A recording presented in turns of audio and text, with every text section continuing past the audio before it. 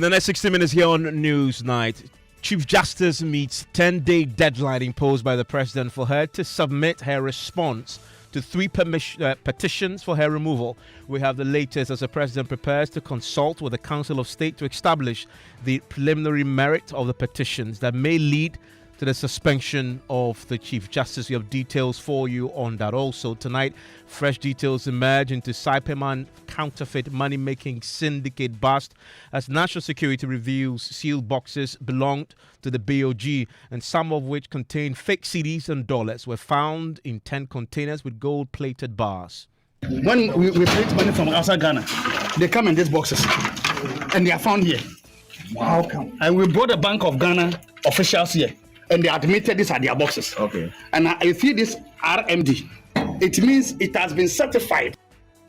Meanwhile, national security is vowing to apprehend the elusive kingpin behind the syndicate. So until I get the campaign, I cannot open them. And that's what I'm looking for. So we have evidence linking them to this case. And you see the dollars, the fake dollars too. And Lands and Natural Resources Minister Emmanuel Akufo-Addo says there is no evidence about the existence of some 200 drones purchased by the Akufo-Addo government in 2018 to fight galamsey. I have not seen the drones since I became a minister, and I don't know exactly where they are. Maybe Mr. Isi will tell me where they are. And I will tell you why the MPP is accusing President Mahama's government of attempting to cover up alleged drug trafficking in Ghana. Several mind-boggling questions that we are expecting the government to explain to the good people of Ghana. Several issues that surround the alleged drug trafficking in our airport. In business, government to engage relevant stakeholders to establish full impact of U.S. import tariff on Ghana's economy. And in sports, GOC president warns of imminent collapse of Sapeiman Sports Complex if current neglect continues. And I will take your views and comments here on the Newsnight. 055-111-1997. Details after this. Your live on Newsnight is on Joy 99.7 FM. And we start tonight with that deadline that was issued by the President to the Chief of Staff for her to submit her response to three petitions seeking to remove her. My presidential correspondent is joining me in the studio right now with the very latest. And Maxwell, we are learning tonight that the Chief Justice, she's met that deadline, a 10-day deadline. Exactly. She's met that 10-day deadline, and the presidency has actually acknowledged receipt of her response concerning the petitions, forwarded to her. Additional information, the presidency is not willing to provide. Our sources at the presidency are all tight-lipped, on the matter. It's quite as difficult as the camel will go through the eye of the needle. Today there was an event at the presidency, a guard changing ceremony, and we're hoping, to get additional information on this particular matter, because in the morning, sometime last week, the presidency has a newsletter, and they communicated that the Chief Justice, that deadline would be next week. So a lot of the presidential correspondents had in mind that the day was today. So many came there today, on the ground today, with the hope that they will be able to, take some information from their own sources and put out stories, about it. But a lot of the people who we're dealing with were quite tight-lipped, on the matter. It was just some hours ago that we received confirmation that indeed the presidency has acknowledged, receipts of the response of the, Chief Justice. But we know that before we got to the stage, there was some back and forth, between the presidency. Well, the Chief Justice had complained publicly. Well, not publicly. She had written a letter to the presidency. Yeah. That was leaked to the press. Exactly. And the presidency, yeah. to be very specific, the president himself was unhappy. Yeah. In fact, he says was disappointed. Exactly. So the Chief Justice, 2 days after the presidency communicated that it had forwarded those three petitions to the Council of State, 2 days after that, the Chief Justice, on the 27th of March, wrote a letter to the presidency complaining that, the rules of natural justice requires that she's heard, first before those petitions are forwarded, to the Council of State. And then the president also, came back through a letter from his executive secretary, also came back to say that no, that those petitions were actually first forwarded to the chairman of the Council of State, Doajahu, to get his response first. Then after that, they would forward those petitions, to you. So the concerns that you were raising were already in motion. They were already in motion with serving you with those, petitions. So. And subsequently, he was giving those 3 petitions. Exactly. Presumably, based on those 3 petitions that she now had in her custody, she's now sending her responses to those 3. Yeah. The next key question then becomes, we know this, the president must consult with the Council of State. Exactly. Do you have any clarity on whether that process has started now that they have the full complement of the petitions and the Chief Justice's response? From people we've been speaking to at the presidency, one key figure we spoke to told us that it seems that process is currently underway. That consultation process, is underway. Another person who we spoke to was not too certain if that process had already started, because that source was not sure if the response to the petition was actually submitted today. If it was submitted by the close of business today, then it means that probably it's going to start tomorrow. That process is going to kickstart, tomorrow. So we do not have proper confirmation on whether that consultation process, has started, already. But we know that when this happens and the response of the Chief Justice is forwarded, to the Council of State, they're going to look at it. If a prima facie case, it's established, then if a prima facie case is not established, the petitions will be dismissed. But if a prima facie case is established, then they'll go ahead to set up the 5-member committee that would sit on the case and then hear the Chief Justice, on the matter. And that is the next big question. Exactly. Maxwell, thank you very much confirming tonight that the Chief Justice has indeed submitted her response to the 3 petitions seeking to remove her. I want to bring in Martin Kpebu. He is a lawyer, joins us on the line right now. Martin, so the President now has the Chief Justice's response. She complained that she was not served and she invoked the law of natural justice. The President complied. Now she's sent in a response. What next? So let's assume make the point before she complained about natural justice. But we don't also have any evidence that any decision was going to be taken against her before she complained. I think the complaint here is she would just ask for a copy, but it's actually preposterous to think that the president was going to take a decision, make a prima facie determination without giving her a hearing. No, not in Ghana today. We've really advanced. We've gone far ahead of what happened when Charlotte Osei's matter came, and then Charlotte Osei wrote to the president, Akufo-Addo, and Eugene wrote all those unsavory things. We've shown that we've grown as a people. Anyway, okay. So now what next? The president is going to look at the petition, consider it in consultation with the Council of State. So maybe they will give him advice, which advice, if once is good, he will take it, right? And also let's note that in the J2, the Attorney General, the Supreme Court said the Council of State should also even get advice from an independent, reputable lawyer. Yes, so this to make sure that the advice coming from the Council of State itself will be great advice. So as a media, you guys should be probing, you should be finding out, is the Council of State going to get that great independent legal mind? Yeah, and that's very, very important because it will lend a lot of credibility to the process, right? So once the president receives their advice, then he would make the determination. So that's to say he will look at the allegations in the petition, look at the Chief Justice's response, then look at the advice of the Council of State, and then give his opinion. Naturally, the president will be aided by his legal counsel. You remember that even when President Akufo-Addo did the petition on the response to or the ruling on the petition presented by Professor Akufo-Addo, as Okudzeto came out, the lawyer Okudzeto, he said he wrote the opinion. He said he did it. It was a bit curious. We'll leave that for now. But the President's Council will aid him to write out an opinion, and that would be to say whether there's a prima facie case. In simple terms, whether the allegations are very weighty and the response of the Chief Justice do not make nonsense of those allegations. As soon as the president finds that these responses from the Chief Justice do not make nonsense of the allegations, then a prima facie case is being made. And once that happens, once the president makes that determination on the advice of the Council of State, the Constitution says he can do a few things. One of yours, he set up that committee to begin the probe. But most importantly, the president can suspend the CJ, can he not? Yes, he can suspend the Chief Justice. That is in Article 146, Clause 11. And curiously, you see, when Chief Justice Tokonu was being interviewed, being vetted for this is one of the things he mentioned, that the president should not have a role in the discipline of judges.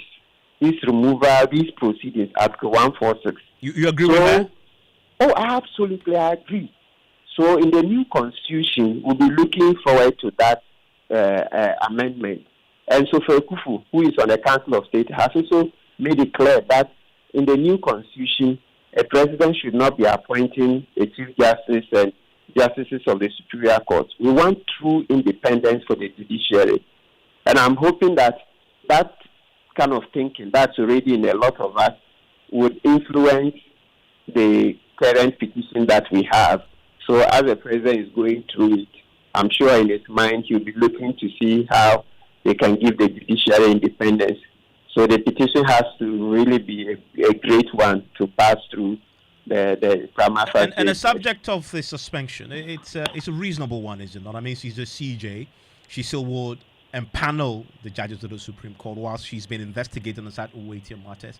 I mean, the thinking there, just like in any other state agency where people are interdicted, is that you step aside so you have no influence on the process itself or compromising the process. And if you are deemed to have not done anything, of course you come back and serve. It appears to me is a very reasonable provision in the Constitution that the president obviously has the mandate to enact, to enforce. Well, on paper, even on paper, right now it doesn't look progressive, because it means that the judiciary is being made subservient to the executive. That's how come we are all rooting for a change in the new constitution. But right now we are saddled with this one. You see, the fact that the head of the executive can remove the head of the judiciary, a co-equal arm of government, certainly doesn't speak well for separation of powers. But unfortunately, this is what we have now. And like I stated earlier, we're hoping that once we're looking to move our nation forward, the fact that this doesn't look great would influence how the decision itself is taken. So that, let me speak bluntly, meaning that if the allegations are not that weighty, then they shouldn't pass. But if they are weighty, things that would scandalize us if we heard them, or then by all means they should pass.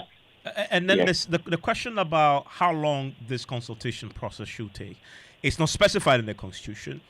In the Ejechum case, was there any prescription as to how long this should take? Great question. Yeah, so in the Ejechum case, the justices stated that the Rules of Court Committee, they should come out with new rules on this. Yes, and the rules should have put out the, timelines. And you see the OSP Act. Yeah, in the OSP Act, there are timelines. So I think those ones indirectly influence the time that was given to the Chief Justice to respond. You see, she even asked for 7 days, and the President made it 10 days. So in French, I hope that in the following processes, maybe they'll be looking at the OSP Act and taking inspiration. Yes, and you also, Evans, you asked one question about empaneling the justices of the Supreme Court to consider or determine the application on Wednesday. You see, just as I've said that we are hoping that the President will give more room for, we call it margin of error, that discretion. In the same way, it would be great if the Chief Justice didn't do the empaneling herself.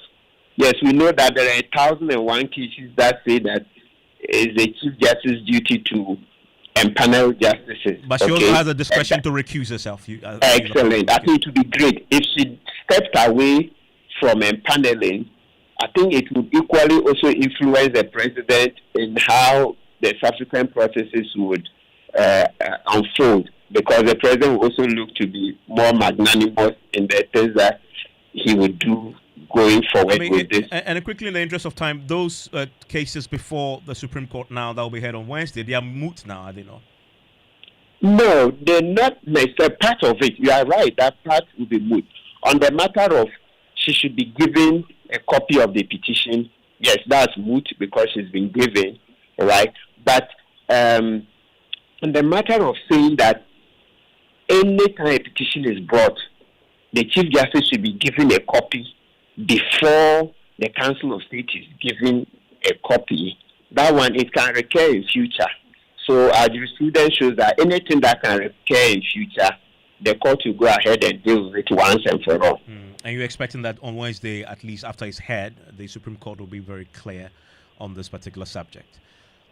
Maybe. It's also possible they will not finish on Wednesday. Yeah. Yes, most likely. They can't finish Wednesday. Okay. Thank you very much, Nkpebu. And so that's one of the key stories we are following for you tonight. If you're joining us, the Chief Justice has met that 10-day deadline, has submitted her response to the 3 petitions seeking to remove her. Now, the President will proceed to consult with the Council of State and establish whether a prima facie case has been made, whether indeed there is any preliminary merit in the 3 cases. If that is established, he'll set up the committee, and he also has the power to suspend the Chief Justice while the investigations continue. I want to hear your thoughts on this tonight. Also tonight, we're learning hearing from the Bank of Ghana, a bit more details now beginning to emerge after National Security discovered genuine money boxes belonging to the central bank at the heart of a massive counterfeiting bust at Sapeiman. Now, the boxes were found among 10 20-footer containers packed with fake Ghana Cedis, US dollar bundles, and gold-plated bars. And Director of Special Operations at the National Security Secretariat, Richard Jakpa, described the evidence as overwhelming and revealed it has been left untouched to preserve its integrity. We'll be telling you pretty shortly what we're learning from our sources at the BOG, but my colleague Papani Ashali joins me right now with a bit more on this particular find. Papa, let's trace this back a bit. When this bust first happened, it was a major national news. It sort of had died off a bit until very recently when this latest discovery was made public again. How far has this traveled? As far back as February 9, that's when this first was reported to the public that they had made this particular bust at Sapeiman. At that time, what they only told us about was the unspecified amount of US and Ghana cedis that they suspected at the time to be counterfeit. Some of those have now been confirmed. By that time, there was no mention of any boxes that they had seen. They only said they had found them in just regular boxes that they saw or they thought contained counterfeit at the time. Now, in all of this, we didn't hear anything about BOG or individuals. The only name that was mentioned at the time was one Alaji that we haven't heard from again. Okay, and now we're hearing about the BOG boxes? Yes, Evan. So at the point during this tour of with Jakpa, at this scene, he pointed at some wooden boxes and said they were Bank of Ghana boxes. On these boxes, though, Evans, there were no tags that I saw that say this is from the Bank of Ghana. However, they had inscriptions which looks like a serial number. There was one C28703 on one box, and another box, it had A40635 on the cover, and then on the side it says A40785. These are 2 different numbers on the same box. Now, on the same side that this A40785 was written, you find a handwritten RMD with sort of a black writing. Now, from all of this is when we heard from Jakpa, who was explaining how he comes to the conclusion that this is from the Bank of Ghana. We can listen. So this is some of the boxes. They've already emptied. And this is the reason why I'm serious about it. This one, I brought this from Bank of Ghana. These are Bank of Ghana boxes where they use important monies. When we print money from outside Ghana, they come in these boxes. And they are found here. Wow. And we brought the Bank of Ghana officials here. And they admitted these are their boxes. Okay. And I see this RMD. It means it has been certified that the man that came was genuine, intact, by Bank of Ghana. And this is their own certification. And when I asked them, say yes, it's from their office. They wrote this. And I said, so what are your boxes doing in this place? What was their response? They couldn't answer. So you see these boxes. These are from Bank of Ghana. You see? And come and see more of the Bank of Ghana boxes. You see them inside there? A lot. We have not touched them. So we don't even know what is inside here. We are going to get a campaign. Who knows what is what we are going to find in those Bank of Ghana boxes? These are Bank of Ghana boxes. A lot are packed to the back there. So until I get a campaign, I cannot open them. And that's what we are looking for the campaign. What about what was suspected at the time to be counterfeit cash that had also been found there? Well, Evans, I should mention that you'd see evidently 100 and 200 Cedis notes, but these were in a chain, not separate, not one that you can just remove them one by one. And there were also bundles of $100 bills, some of them strapped. There were gold-plated bars, we were also told. You would even see that the coating was already peeling away. Now, instructively, Richard Jakpa said most of the boxes had not been opened for a reason that he says they are leaving that as evidence for the supposed Alhaji, who is supposed to be the ringleader of this syndicate, to come and confirm. So he'll be there, then they'll open. We can listen to Jakpa explaining why they will now wait for Alhaji to come before they open them. How did we want to get a campaign himself to be here before we open them. And that's why they place under 24-hour guard. And we are trying to track down the campaign. We have not touched them. So we don't even know what is inside here. We are going to get a campaign. Who knows what we are going to find in those Bank of Ghana boxes? These are Bank of Ghana boxes. A lot are packed to the back there. So until I get a campaign, I cannot open them. And that's what we are looking for the campaign. We are very professional about our work. And we want to make sure that the evidence will be admissible in court. So we don't want to tamper with them.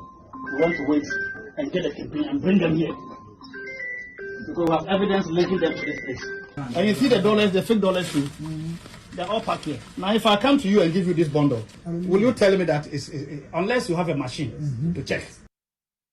Well, Joy Business Editor George Afe is with me in the studio. And George, you've been working your sources at the BOG. What more have you learned? So, Evans, we understand that basically, indeed, these boxes are used by the bank when it comes to important currency into the country. And it comes in these boxes, and the Bank of Ghana gets these currencies in these boxes. And basically, they are actually transferred to these commercial banks in these boxes.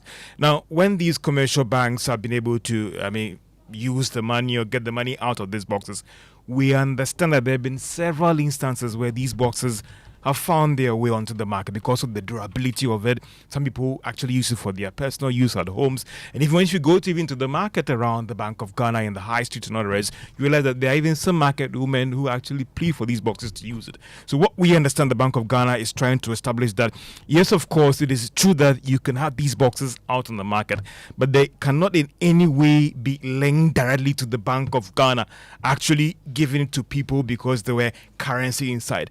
They believe that if indeed is established of any criminal use of these boxes, government should deploy the various security agencies to go after these individuals. But the fact that these boxes are often found their way onto the market when the Bank of Ghana has finished maybe taking that currency out of these boxes, that one is nothing new. And you've had several instances where individuals have actually found a way using these boxes. If these criminals or people out there have been able to get hold of these boxes and they are using it for other means, it shouldn't be directly linked to the Bank of Ghana that these were currencies coming from the Bank of Ghana onto the market. And that is an important point because these boxes although had the seal of the BOG on it, the BOG is explaining to you that once they empty those boxes, these boxes prior to where they found it may have had genuine Ghana Cedi notes in them, but anybody could after it has been disposed. No, but that is when these boxes get onto the market empty and not having notes that are said to be original currencies from the Bank of Ghana. And because of these boxes are said to be durable and basically best international practice, most countries out there use these boxes. Often people plead for these boxes, just like having carts that are used for boxes for other products. And if you go to some of these factories, you realize that there are people who always queue to try and get these boxes. And that is why these boxes have found their way onto the market.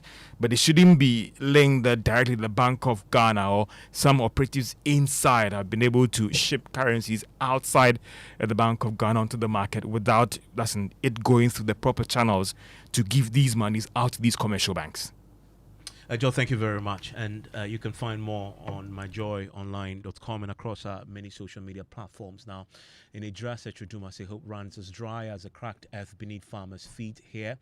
Desperate for water, smallholder farmers dig into the ground, sometimes with bare hands, praying to strike a muddy miracle. But even when they do, they must share it with livestock, risking their health for every drop. Now, JoyNews' Michael Ashali journeyed to this parched farming community and now reports on the crisis that can no longer be ignored.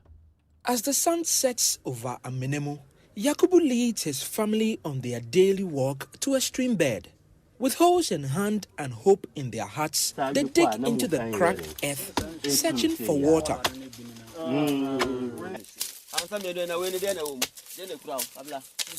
The sound of metal striking the ground fills the air. But the effort yields nothing, just mud and despair. We have relied on this water source for years. During the dry season, it dries up completely, forcing us to dig with a hoe until water slowly seeps through. Even that, there is no guarantee. The water isn't just scarce, it's unsafe, tainted by grazing animals. The people, desperate for water, pay the price with their health. Both cattle and pigs come here to drink. But that's not even the worst part. Upstream, waste is dumped directly into the water, making it unsafe for us.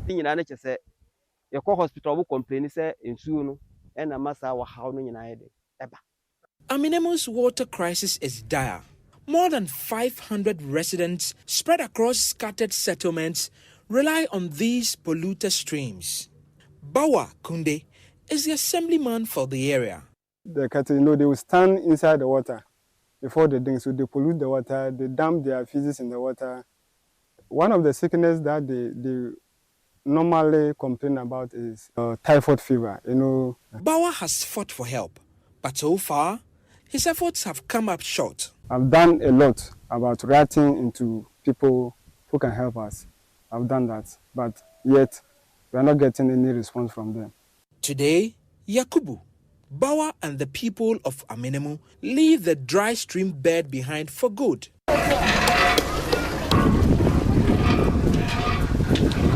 Thanks to Rotary International and their partners, Aminimu has a borehole and a future. In the name of the Father, and of the Son, and of the Holy Spirit. Amen. Randy Fiorini is a farmer from the USA. What Rotary has done here is provide clean drinking water that will change the lives of generations for this village. And we want to repeat that over and over and again throughout Ghana. Our goal is to eliminate poor drinking water in Ghana. Each borehole, valued at $9,500, comes with a simple ask, an oath to maintain them. To ensure this, a water management committee was established in the community.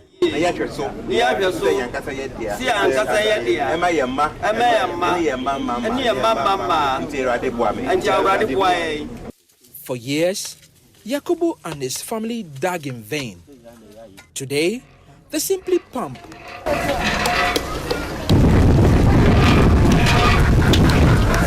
The water they prayed for has finally arrived. For JoyNews, Michael Ashali.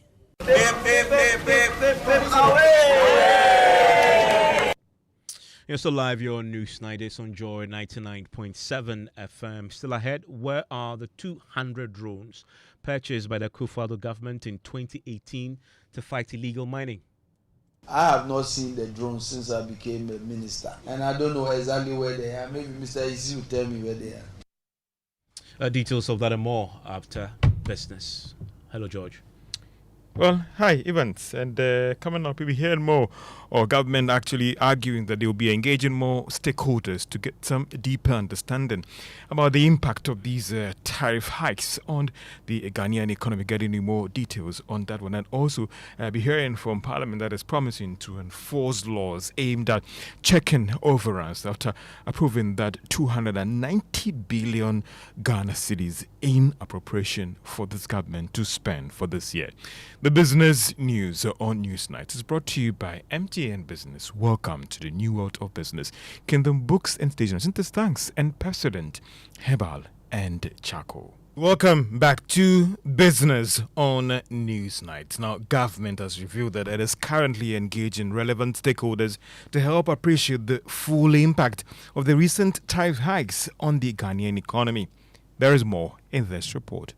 The revelation by government is coming at a time that there have been several projections that Ghana could be losing millions of dollars as a result of the action by President Donald Trump. The governor of the Bank of Ghana, Dr. Johnson Siama, at a recent Monetary Policy Committee meeting noted that the current global trade war could hurt Ghana's economy if not well managed. The governor maintained that it could come with some shocks for the economy in the area of inflation and stability of the Ghana cedi. The Bank of Ghana has also told Joy Business it is currently putting together its numbers to help quantify the real impact on the economy when it comes to inflation and even the banking sector. One is not clear for now about the timelines here when it comes to government and the stakeholder engagement that is currently undertaken.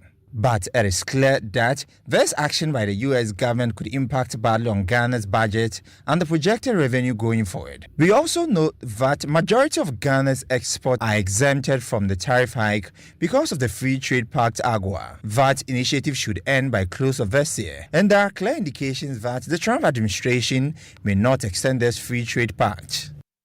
And that is a business desk report. Meanwhile, the West African director for the trade policy think tank, that is CAT International, Akufo-Addo, is insisting that this move by the US government could come with some serious challenges for the economy as well as job losses. Jobs are going to be affected. In Ghana, we do export goods to the US market. Last year, I was in Akufo-Addo. There's a company, an apparel company that produces garments, contract-based to U.S. brands like Walmart and all the major brands. And these companies are all operated under the AGOA. Now, AGOA is the African Growth and Opportunity Act. It is a congressional and act passed by the U.S. Congress.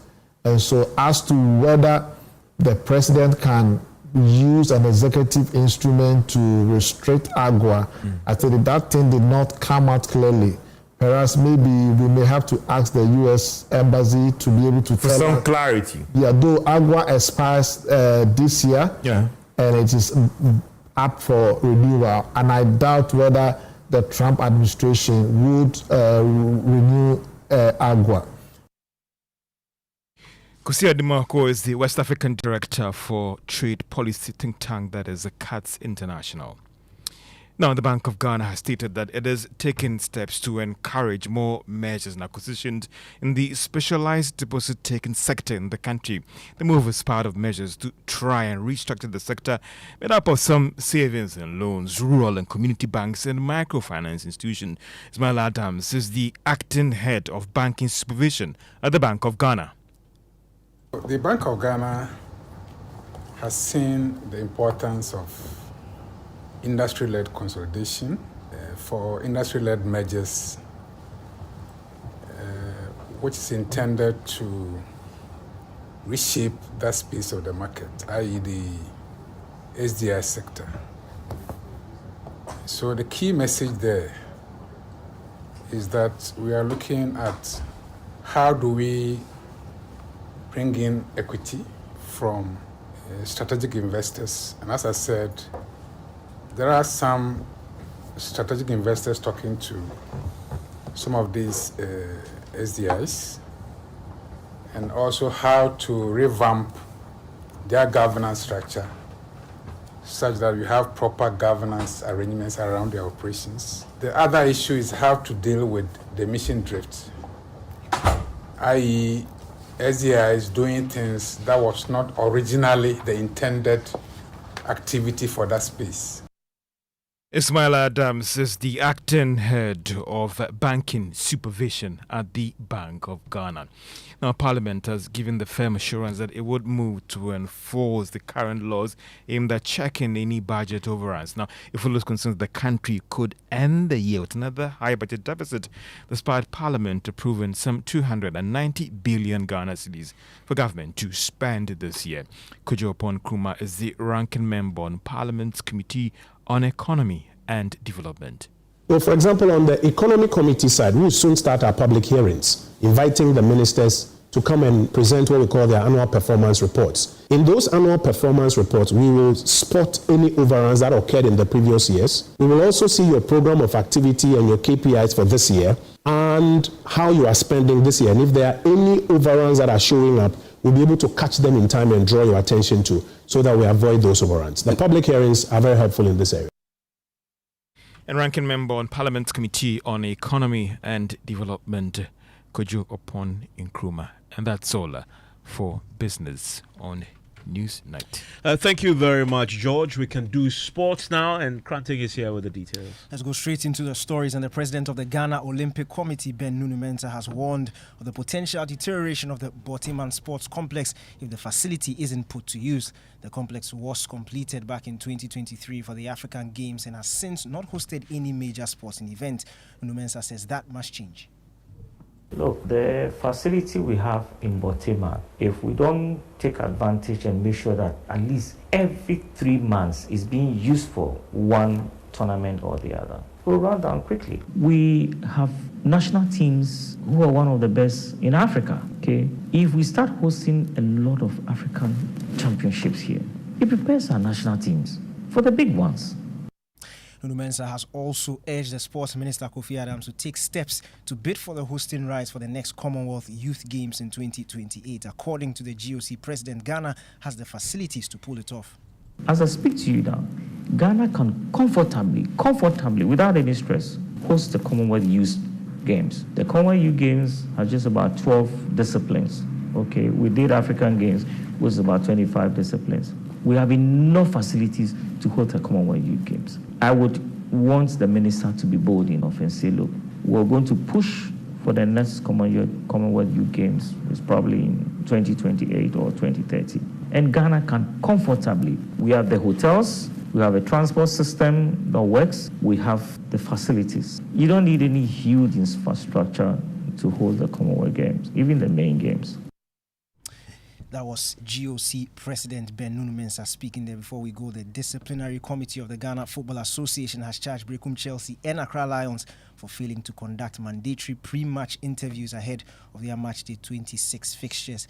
According to the GFA, both clubs did not comply with the requirements for coaches and players to participate in the pre-match media engagement, which is a breach of the association's media regulations. In addition to the 2 Premier League clubs, 45 other Division 1 clubs have also been charged for the same offence. And that brings an end to sports. Back to you, Evans. Thank you very much, Kranting. I will be sharing your thoughts with the rest of the world pretty shortly via WhatsApp. Send me a message, 055-1111-997. Our government in 2018 spent $3 million on drones to fight illegal mining. 7 years later, Land and Natural Resources Minister Emmanuel Amakofi-Boa says he has no evidence yet about the existence of the drones. My colleague, Semefak Basu, has more. At the Minerals Commission, the Lands and Natural Resources Minister faced questions about the $3 million drone deal approved under the Akufo-Addo-led administration to fight illegal mining. Mr. Emmanuel Amakofi-Boa did not hold back. I know that using modern technology is very critical in this work, and I think from here I'm going to see some geofencing activities you guys have done here and see how we can even make it bigger and expand it. Yes, there was reports of drones and other things. We interministerial committee, but I can tell you that it's probably part of the things we are looking at. I have not seen the drones since I became a minister, and I don't know exactly where they are. Maybe Mr. Isi will tell me where they are. But it is part of the many things that we are looking at. Back in 2018, the Lands Minister, John Peter Amewu, and the Secretary of the Inter-Ministerial Committee, Charles Bissio, confirmed that 200 drones had arrived. But an investigation by the Fourth Estate revealed that none could be accounted for. Now the current minister says there's no trace of these drones anywhere at the ministry. He also addressed concerns about Parliament's move to repeal the law that permits mining in forest reserves. We have taken the most important step to make sure that the real issue that was the concern of the people of Ghana, how do we ensure that there is no more new licenses issued in forest reserve? And we've taken the heart of that in Act 2462. I am aware of the concerns that has been raised, and as a listening government, I can tell you that the Attorney General, working closely with the Minister for Environment, Science and Technology with our support, are looking at all of that. Exactly what must we do to take the portions which are the reason why the whole act was not repealed, take it up and repackage it. But what is good for the people of Ghana is that we move quickly to make sure we can take out the power of the president to authorize money in new forest reserve, and in 21 days that will become law and nobody will have access to a forest reserve. And that there is the Lands and Natural Resources Minister speaking at this event. And thankfully, we can speak to the former Lands and Natural Resources Minister who joins us on the line right now, Mr. Bujinapo. Grateful that you could join us on News Night. So the incumbent minister says that he has no evidence that the drones even exist. Do you know where the drones are? Well, first of all, I'm normally very reluctant to make comments about the work of my successor, especially when he's just settling in. So I'm doing this very reluctantly. And secondly, your producer gave me the impression that the minister is talking about drones that were bought during my tenure, which are unaccounted for, because the handing over notes I gave to the minister did not have any indication of drones being bought. I became minister on 5th March 2021. These drones that are being talked about are drones which were bought in 2018, supposedly bought in 2018 by the Interministerial Committee on Illegal Mining, which was headed by Professor Frimpong Boateng. When I became minister, there was no handing over notes which suggested that drones had been bought. Neither were there any drones handed over to me as minister. So the correct place to direct the inquiries will be the Minerals Commission, which is the repository of all records relating to mining, and therefore they should have records of it, and or the leadership of the Interministerial Committee, Professor Frimpong Boateng and his colleagues. Under your watch, though, did this matter come up at all? As in yes, drones it came up existence? multiple times, and my response has always been the same. Just as the minister the honorable minister is, Minister Boa is indicating that nothing like that was handed over to me, and I didn't have any record of drones being bought or being handed over. And I was in the same situation as he finds himself now. I was always under the impression that there's a suggestion that drones were bought under my tenure, which he cannot find. And I was going to indicate that nowhere in my handing over note did I indicate that drones were bought. These drones were supposed to have been bought during the tenure of the Interministerial Committee by Professor Frimpong Boateng. And if there's a place where you should always find records of mining, it should be the Minerals Commission. From Boateng was your colleague, Minerals Commission, an agency under the Lands and Natural Resources Ministry. Once it came up under your watch, did you query any of these individuals? I made the queries, I made the inquiries. There was no record of these drones. And I put reports before the relevant authorities and agencies at the time. I mean, this is a very old, this is quite an old story, which we've gone over it over and over again. They just did not exist at the time I became a minister. Were they bought? Were they not bought? How were they handled? All of those can be answered by the Interministerial Committee. Thank you very much, Abu Junapo. That's the immediate past Lands and Natural Resources Minister on the subject of the drones we've been hearing about from the incumbent Natural Resources Minister, still as part of the fight against illegal mining. And some of your messages on our WhatsApp console coming through, I'll share that with you pretty shortly, just before we wrap up.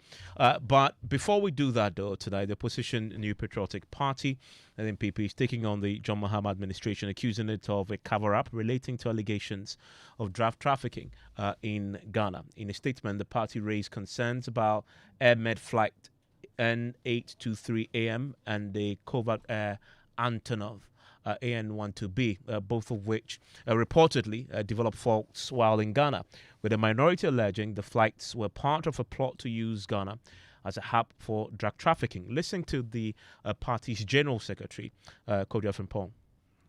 The rank and file of our party have expressed its disappointment and the worrying behavior of this government, and the several questions, mind-boggling questions that we are expecting the government to explain to the good people of Ghana, and also the inconsistency in its attempt to sweep under the carpet several issues that concern or surround the alleged drug trafficking in our airport. Those are the issues that the party is going to discuss tomorrow. Well, because as I indicated to you, currently what is important to the people of Ghana and to our party is a running issue on the alleged drug trafficking in our country, which I believe is of utmost concern to you as a responsible Ghanaian. And that is the issue that our party people want to discuss. And there are several questions that, as I indicated, we want the government to answer.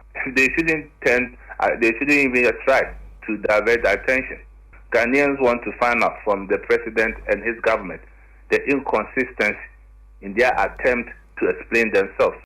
Well, he's also expressing shock over the silence of the security service on the development, as well as two major drug trafficking cases, the $350 million cocaine bust in Cape Coast and the $150 million cocaine seizure in Secondary. And as a party, we are very surprised that at this point in time, when these issues has become a major topic for us as a country and bringing international embarrassment to the country, we are yet to hear an official communication from any of the security agencies in the country. Is it not surprising? Is it not worrying? And those are the issues that the New Patriotic Party want to talk about. And these are the things that we want to hear from the NDC.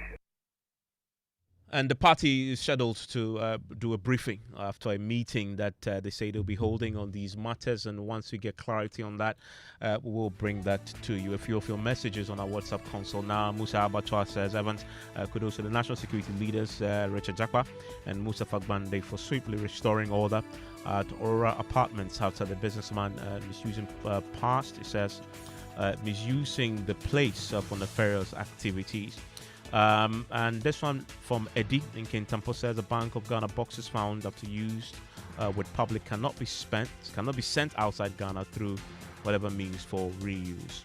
Now, this has no name. It says President Mahama and the NDC should stop their unjustified attempts to remove the Chief Justice, allowing the CJ to continue offering excellent justice delivery for Ghanaians to live in peace. And Abuchi Philip in Keta. Seriously, NDC government pledged to reset Ghana. I'm very glad with the Minister of Road and Highways, Bami Abuja, instructed all contractors to return to the Tema to Flower Road. And that's a story you can find on myjoyonline.com. Enjoy the rest of the evening.